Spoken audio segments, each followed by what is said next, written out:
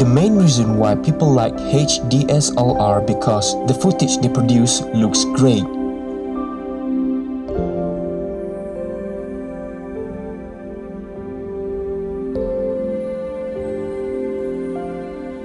What I'm about to teach you today is how to get your DSLR to its full potential in HD video recording. Canon 7D will be our sample for this tutorial presentation. First and foremost, no matter what you use, it's highly recommended for you to upgrade your firmware from the official website based on your camera brand and model. For example, 7D would not be able to shoot at 1920 by 1080p at 30 frames per second if you do not upgrade your firmware from its factory setting. Before you begin your shoot, make sure you are always in a manual mode. Decide what kind of picture that you're trying to achieve. The most critical decision is to set your frame rates per second. If you're going for a film loop, 24 FPS is usually the best option because our eyes is so used to watch 24 FPS in the cinema.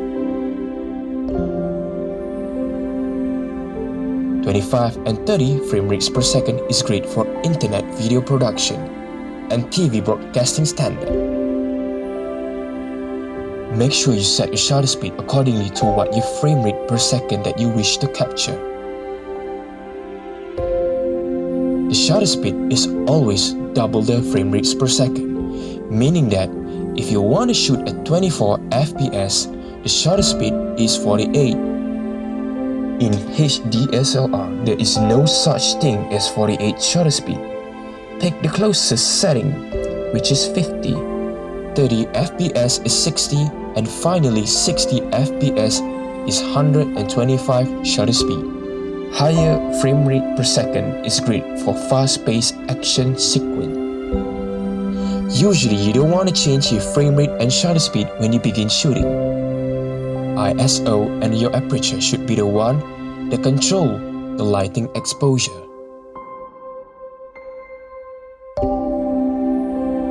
The higher ISO, the brighter light will be for your video, but beware. Higher ISO may result in a higher grain or noise for your video. Always set your ISO in a manual mode. In auto, your ISO will jump around accordingly to the light exposure and will not get the video look that you want in the post-production. It's best not to exceed ISO beyond 1600 for best video quality.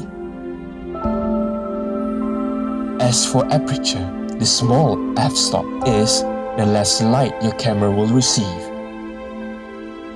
It will create a beautiful depth of field, which is an important artistic element in filmmaking. Use your f-stop as a way to set your exposure and also choose how shallow depth of field that you want. For great recording quality, it's best that your f-stop should be between 1.2 till 5.6.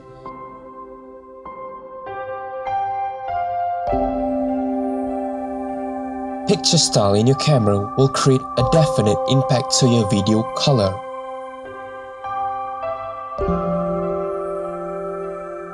If you are not planning to color correct in post-production, landscape picture style is a great choice.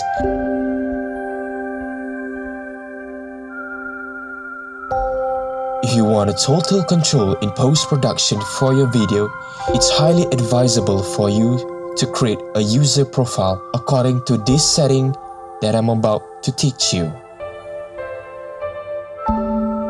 Drag your sharpness and contrast all the way down. Unless you only intend to publish video online, you are allowed to increase your sharpness.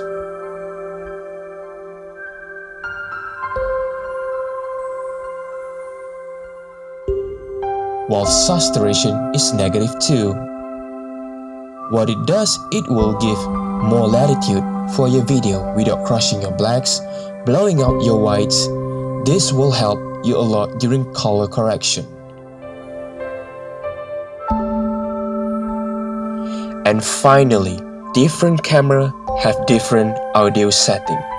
Disable AGC or audio gain control if it's available. If you want best quality for your audio production, it's advisable for you to get an external microphone or even better, a separate recording device. In video and film, audio is 70% of what you see. That's all guys, have fun!